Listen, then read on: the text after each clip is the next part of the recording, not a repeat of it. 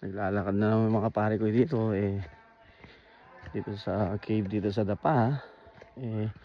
Nag-camping na kami, pangalawang araw na namin to. Yun, hirap din, malayo-layo din lakarin. Nahanap na namin yung cave.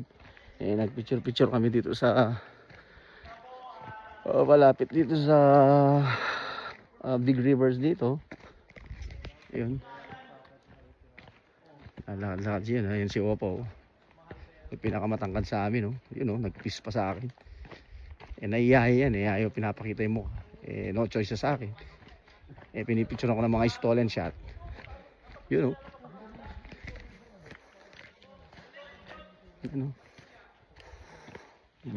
lakad. Yan, naka-ready ako para pang jogging. Ayan. Naiwan na kami sa mga boys. Yan, malalayo na yung mga iba. Paring Junel,